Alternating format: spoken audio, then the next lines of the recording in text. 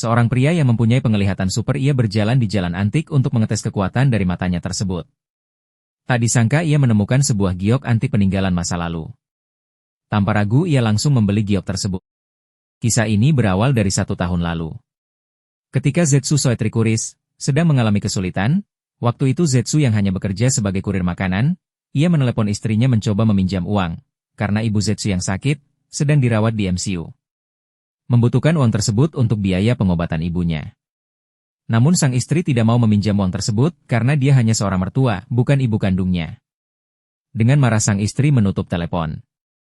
Tidak lama ada notif di HP Zetsu, itu adalah notif orderan yang akan melewati batas waktu. Zetsu segera mengantar makanan tersebut. Ketika di jalan motor Zetsu oleng, menabrak mobil di depannya, tanpa diduga kecelakaan itu membuat mata Zetsu mempunyai kekuatan yang bisa mengetahui umur seseorang. Zetsu mencoba memegang angka yang berada di atas kepala wanita cantik yang menabraknya. Akan tetapi tidak bisa. Karena Zetsu sedang terburu-buru, karena order yang akan melewati batas waktu, ia langsung meninggalkan wanita cantik tersebut. Tidak lama kemudian Zetsu sampai di tujuan pemesanan makanan tersebut di hotel mahkota. Zetsu langsung masuk dan mengetuk pintu. Seorang pria keluar dari kamar tersebut. Ketika Zetsu mau pergi, ia mendengar suara wanita yang familiar, mencoba masuk kamar itu. Seperti tersambar petir di siang bolong, tak disangka di dalam kamar ada istri Zetsu. Selingkuhan istri, merendahkan sekaligus menghina Zetsu. Zetsu berlahan berjalan mendekat ke istrinya, dia bertanya kenapa sang istri tega melakukan hal ini kepadanya. Padahal pernikahan mereka sudah berjalan 3 tahun, selama menjalani pernikahan Zetsu tidak pernah berbuat aneh-aneh dan mati-matian mencari uang hanya untuk istrinya. Sang istri bilang karena Zetsu miskin dan hanya seorang kurir yang gajinya tidak seberapa. Beda dengan selingkuhannya yang berstatus tuan muda di grup Chani. Selingkuhan malah memprovokasi kasih Zetsu dengan kata-katanya. Ketika Zetsu mau menghajar selingkuhan tersebut, sang istri menghalangi dan berkata kalau hal yang akan dilakukan Zetsu bisa membuat masuk penjara, nanti tidak ada yang merawat ibunya. Zetsu dengan marah meninggalkan mereka. Setelah sampai di luar, Zetsu ingin memverifikasi kekuatan matanya. Zetsu melihat kakek di depannya. Di atas kepala kakek itu terdapat tulisan. Hitung mundur kehidupan 69-70. Tidak hanya itu, orang yang berjalan melewatinya juga terdapat tulisan tersebut. Bahkan serangga pun ada tulisan dan angka kematian.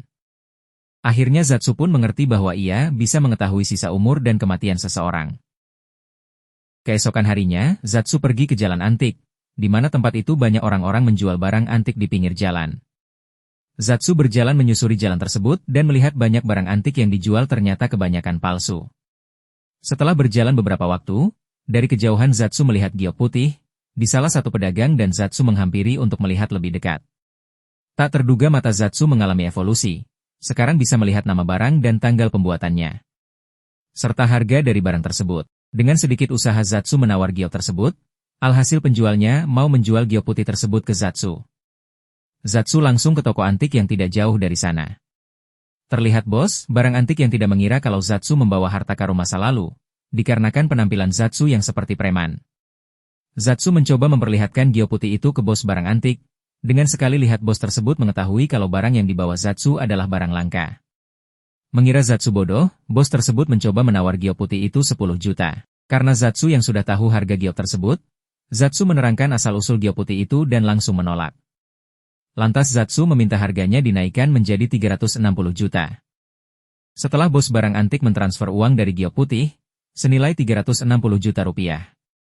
Zetsu merasa senang karena mempunyai uang untuk biaya pengobatan ibunya. Di dalam hati Zetsu ingin membuat istri dan selingkuhannya merasa menyesal. Ketika ia mau pergi, tak disangka wanita cantik yang menabraknya waktu itu masuk ke toko antik tersebut. Wanita cantik itu bertanya kepada Zetsu, bagaimana keadaan Zetsu? Apakah luka-lukanya sudah sembuh? Zetsu ketika itu buru-buru pergi. Wanita cantik tidak sempat membawa Zetsu ke rumah sakit. Dalam hati Zetsu berkata kalau bukan karena kecelakaan tersebut, pasti ia tidak punya kekuatan mata supernya. Zetsu pun melihat angka di atas kepala wanita cantik itu berwarna merah, yang menandakan umumnya tidak lama lagi. Padahal waktu itu angkanya kematian wanita cantik itu masih 50 lebih. Zetsu pun mengingatkan wanita cantik itu. Tetapi wanita cantik tersebut salah paham, mengira Zetsu itu mesum dan berbohong, hanya ingin mengambil kesembuhan. Zetsu tidak ambil pusing dengan perkataan wanita cantik tersebut. Sebelum pergi Zetsu meminta supaya wanita tersebut menunggu selama 10 menit sebelum keluar dari toko antik.